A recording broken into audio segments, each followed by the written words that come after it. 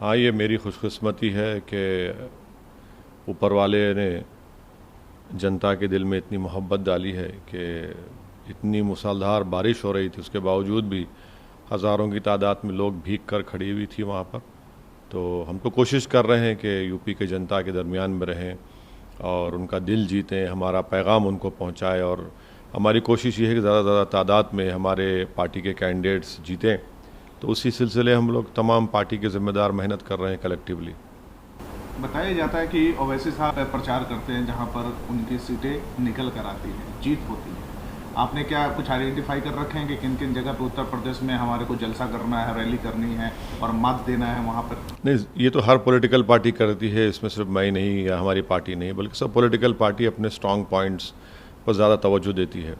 तो हम भी वही कोशिश कर रहे हैं। और हमारे पार्टी के यूपी के प्रेसिडेंट ने ये ऐलान किया, ये फ़ैसला लिया कि हम लोग 100 सीटों पर इलेक्शन लड़ने की तैयारी कर रहे हैं। तो इस सिलसिले में हम मुख्तलिफ़ विधानसभा और डिस्ट्रिक्ट्स में जा रहे हैं यूपी के। यूपी एक बहुत बड़ा प्रदेश है, 21 करोड़ का एक प्रदेश है, तो जाहिर है वक्त बहुत कम है, इसीलिए हम पूरी कोशिश करें ज़्यादा मुकामात पर विधानसभा तक हम पहुँचें और कोशिश तो पूरी चल रही है। लेकिन सर, आपके ऊपर हमेशा ये आरोप लगता है कि इसकी राजनीति करते हैं, तो सीट के बंटवारे में या फिर अलायंस क्या माइनॉरिटीज़ पार्टी के साथ ही आप करेंगे? नहीं, हम तो अभी तक ओम प्रकाश राजभर साहब के भारतीय संकल्प मोर्चा का हिस्सा हैं हम। और हमने जाकर शिवपाल यादव साहब के घर में एक नहीं 2 मरतबा उनसे मीटिंग की। और हम तो ये कोशिश कर रहे हैं कि किसी और पार्टी से हमारा अलायंस हो जाए। हमने शिवपाल साहब को भी कहा, ओम प्रकाश राजभर साहब को भी कहा कि बीजेपी और कांग्रेस को छोड़कर अगर कोई अलायंस करने के तैयार है तो हम करने तैयार हैं। तो ये कोशिश हमारी चल रही है। और रहा सवाल हारने का जीतने का, तो इलेक्शन है, कोई जीतेगा कोई हारेगा। मगर हम पर जो झूठा इल्ज़ाम लगता है, आप देखिए बिहार में बाई इलेक्शन हो रहा है 2 सीटों पर, वहाँ पर गठबंधन के नाम पर आरजेडी और कांग्रेस लड़े और हम पर कई इल्ज़ामात लगाए। आज कांग्रेस, आरजेडी, जेडीयू मुकाबले में है, अब किसको बी टीम कहेंगे वहाँ पर? तो ये इन तमाम पॉलिटिकल पार्टीज़ का एक ही एजेंडा है कि ओवैसी जो मुसलमानों की पॉलिटिकल लीडरशिप को क्रिएट करने की बात करता है, वो उनको पसंद नहीं आती। वो यादवों की लीडरशिप को बर्दाश्त करेंगे, अपर कास्ट की लीडरशिप को बर्दाश्त करेंगे, मगर जहाँ पर मुसलमानों की बात आएगी तो वो उसके लिए बड़ा उनको एलर्जी हो जाती है और परेशान हो जाते हैं। पश्चिम उत्तर प्रदेश की जो कुछ के आपने कुछ बनाया हुआ है, क्योंकि बताया जाता है कि सबसे ज़्यादा अगर बीजेपी के लिए खराब स्थिति रहेगी तो पश्चिम में रहेगा, क्योंकि किसान का आंदोलन चल रहा है और साथ में बेरोजगारी है, महंगाई है, जाट नाराज हैं। तो नहीं, मेरा मानना है कि सिर्फ पश्चिम क्यों बल्कि पूरे उत्तर प्रदेश में बीजेपी से एक नाराज़गी है। और हमारा मानना है कि उस नाराज़गी को बीजेपी को हराने में अगर कन्वर्ट करना है तो सबको मिलकर इनसे मुकाबला करना पड़ेगा। यकीनन नाराज़गी है, यकीनन नौजवान में बहुत गुस्सा है बेरोज़गारी का।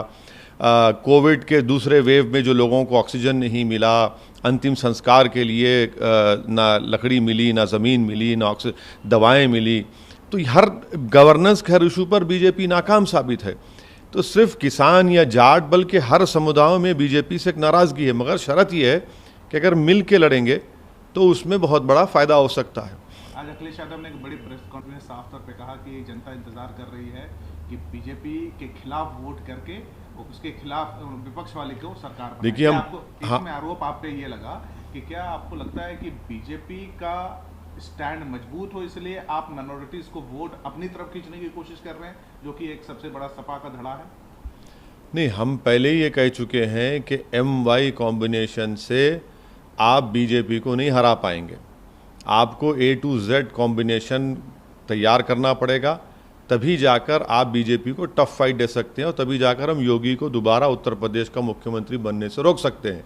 अब ये इन लोगों पर है, मगर अगर ये समझेंगे कि 19% मुसलमान सिर्फ इनको वोट डालता रहेगा और वो हमारे वोटों पर, मुस्लिम वोटों पर राजनीति करेंगे, तो ऐसा नहीं हो सकेगा।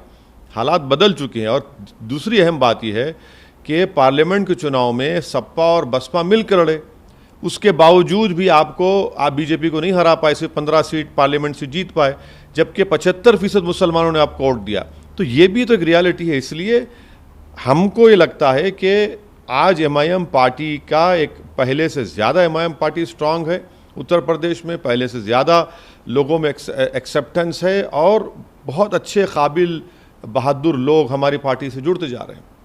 हिस्सेदारी की बात आप कह रहे हैं, क्या हिस्सेदारी? बिल्कुल हिस्सेदारी होगी, हमारी लड़ाई पूरी हिस्सेदारी की है। हम ये कह रहे हैं कि भाई हम तो वोट डालने की कोई मशीन तो नहीं है आपके लिए, आप हमको क्या हिस्सा देंगे? क्यों आज लोएस्ट लिटरेसी रेट मुसलमानों का है, महिलाओं में लोएस्ट मुस्लिम महिलाओं का है, क्यों कम ग्रेजुएट सिर्फ 2% मुसलमान हैं, क्यों 27% मुसलमान जेल में है, क्यों फायरिंग में ज़्यादा इनकाउंटर में मुसलमान मर जाते हैं? तो ये सब सोशल ये जो प्रॉब्लम्स है उसका रास ताल्लुक पॉलिटिकल एम्पावरमेंट से है, और पॉलिटिकल एम्पावरमेंट ये पार्टीज करना नहीं चाहती उत्तर प्रदेश के मुसलमानों का।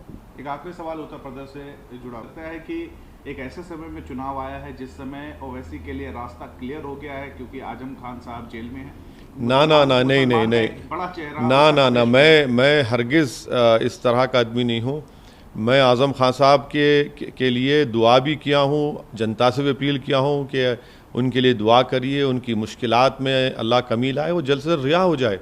देखिए पॉलिटिकल डिफरेंसेस हो सकती हैं समाजवादी पार्टी से, मगर आज़म खान साहब तो एक बहुत बड़े नेता हैं उत्तर प्रदेश के, एक बहुत बड़ा कंट्रीब्यूशन उत्तर प्रदेश की पॉलिटिक्स का उनके लिए, और हमारा मानना है कि उनको डेलिबरेटली उनको परेशान किया जा रहा है, उनको इस तमाम माहौल में और उनको परेशान करने की कोशिश की जा रही है।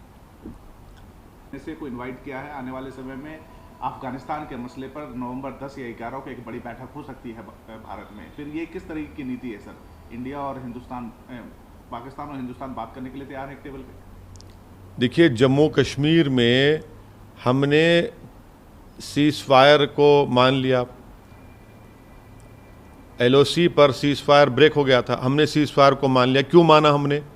फिर उसके बाद से हम देख रहे हैं कि हमारे फ़ौज के सिपाही मर रहे हैं, कभी 5 कभी 2 जूनियर कमीशन ऑफिसर मारा गया कल, सिविलियंस की टारगेटेड किलिंग हो रही है वैली में। और ये कहाँ से हो रही है? तो पड़ोसी देश से आ रहे हैं। अब तो वो लोग अपने आम टेररिस्ट को भिजा रहे हैं, रोज़ लोग मर रहे हैं। अब आप NSA से क्या बात करेंगे? पाकिस्तान के NSA से इनकी कोई पॉलिसी है क्या? फॉरेन पॉलिसी इनके पास कोई अप्रोच है क्या? बीजेपी के पास कुछ है ही नहीं है। ना चीन के ताल्लुक से कुछ LAC पर कोई अप्रोच है, ना LOC पर इनका कोई कंसिस्टेंट अप्रोच है। कंप्लीटली इनकंसिस्टेंट अप्रोच है, और जैसा इनको दबाया जाता है अमेरिका से उस तरह से हम लोग हरकत करते हैं। मगर क्या ऐसे माहौल में इन लोगों से बातचीत करने से क्या हासिल होगा? अफगानिस्तान सब जानते हैं, खुद RSS कह रही है कि चीन, पाकिस्तान, टर्की मिलकर तालिबान की मदद किए, और आप NSS की मीटिंग करेंगे। ये किसको बेवकूफ़ बनाया जा रहा है? किसको बेवकूफ़ बना रहे हैं? इनके पास कोई पॉलिसी नहीं है इस बारे में। पाकिस्तान से बात नहीं करनी चाहिए। अरे बात क्या, आप तो भिजा रहे हैं ना, आप तो अपने ही देश से लोग अंदर आ रहे हैं। सरकार खुद कह रही है कि ड्रोन से हथियार आ रहे हैं, उन हथियारों से टारगेटेड किलिंग हो रही है, इंटेलिजेंस ब्यूरो का फेलियर है। मैं तो ये भी कहा हूं कि अगर उस किलिंग्स को रोका नहीं जाएगा वैली में, तो वो रेप्लिकेट होगा हमारे भारत के कोने कोने में। तो सरकार के पास आप किस लिए बात कर रहे हैं? क्या ये बीजेपी भूल गई? क्या आप इनको बिरयानी खिलाएंगे? क्या आप इनको कबाब खिलाएंगे? हम ये पूछ रहे हैं कि आपके पास कोई कंसिस्टेंट पॉलिसी है ही नहीं नेशनल सिक्योरिटी के बारे में। आपके पूरी इस बात से ये लग रहा है कि न सिर्फ डिप्लोमेसी बल्कि इंटरटेनमेंट, संगीत, खेल, सब चीज को त्याग देना चाहिए। यही तो बीजेपी ने मुतालबा किया था ना, यही तो बीजेपी कहती आ रही है। हम ये पूछ रहे हैं कि आपके पास एक कंसिस्टेंट फॉरेन पॉलिसी नहीं है। आपने फॉरेन पॉलिसी को मोदी की पर्सनल पॉलिसी में तब्दील कर दिया, आपने फॉरेन पॉलिसी को डोमेस्टिक पॉलिटिक्स से जोड़ दिया, इसीलिए तो सब ये चीज़ें हो रही हैं। अगर आपके पास विजन होता तो सब चीज़ें नहीं होती, मगर आप ये समझते हैं कि डोमेस्टिक पॉलिटिक्स डिक्टेट करेगी फॉरेन पॉलिसी को और मोदी की पर्सनल करिश्मा चलेगा फॉरेन पॉलिसी में, तो हम हर चीज़ में नाकाम साबित हो रहे हैं। मेरा जुड़ा हुआ सवाल आपसे मैं क्लियर इसलिए पूछ रहा हूँ कि ये ऐसे समय में वक्त भारत पाकिस्तान को इनवाइट कर रहा है, अफगानिस्तान में सरकार बन रही है, हक्कानी नेटवर्क उस सरकार के हिस्सेदारी कर रहे हैं, 24 तारीख को क्रिकेट खेला जा रहा है, तो ये मल्टीपल जो ये सवाल तो बीजेपी सरकार को देना पड़ेगा ना। जब हमारे फौज के सिपाहियों की हत्या हो रही है, वैली में टारगेटेड किलिंग्स हो रही है, बिहार के गरीबों को गोली मारा जा रहा है, तो आपकी क्या पॉलिसी है बताइए ना। आपके पास क्या पॉलिसी है? क्या ऐसे माहौल में ये जेब देता है कि वो आगे बढ़े? इस तरह के जो आप सवालात कर रहे हैं तो बीजेपी को जवाब देना पड़ेगा इसका। बीजेपी जवाब दे ही नहीं पा रही है। बीजेपी के पास कोई जवाब ही नहीं है इस बारे में। पे बने हुए हैं, लखीमपुर खीरी का इतना बड़ा इंसिडेंट हुआ है और लगातार नहीं, मैं तो पहले दिन से कह रहा हूं कि मंत्री जी को नहीं हटाया जाएगा। इसलिए नहीं हटाया जाएगा क्योंकि वो अपर कास्ट कम्युनिटी से उनका ताल्लुक है और बीजेपी उस अपर कास्ट कम्युनिटी के वोट को हासिल करना चाहती है। बल्कि मैं तो ये भी कह रहा हूं कि उनके बेटे, जिनकी गाड़ी से 4 किसानों की और एक जर्नलिस्ट की हत्या हुई है, वो भी इंसाफ नहीं होगा। देख लेना आप, बीजेपी बचा रही है उनको। ये तो इलेक्टोरल पॉलिटिक्स कर रही है, किसानों के लाशों पर आप इलेक्टोरल पॉलिटिक्स कर रहे हैं। बीजेपी यकीनन बचाएगी उस मंत्री को और मंत्री पद पर रखेगी। और इसलिए रखेगी क्योंकि उत्तर प्रदेश की कास्ट पॉलिटिक्स एक रियलिटी है। बल्कि हम तो उत्तर प्रदेश के मुसलमानों से कह रहे हैं कि देखो, ये जो मंत्री मिश्रा जी हैं, इनका ताल्लुक अपर कास्ट कम्युनिटी से है, वो ताकतवर हैं और आपके पास कोई ताकत ही नहीं है, इसलिए उनको पद पर रखा जा रहा है और आपको नीचे किया जा रहा है। नमस्कार, मैं हूं मानक गुप्ता। अगर आपको हमारा ये वीडियो पसंद आया हो तो इसे लाइक और शेयर जरूर करें और हां, हमें सब्सक्राइब और फॉलो करना ना भूलें ताकि आप देश और दुनिया की कोई खबर मिस ना करें। तो जुड़े रहिए हमारे साथ और देखते रहिए न्यूज़ 24।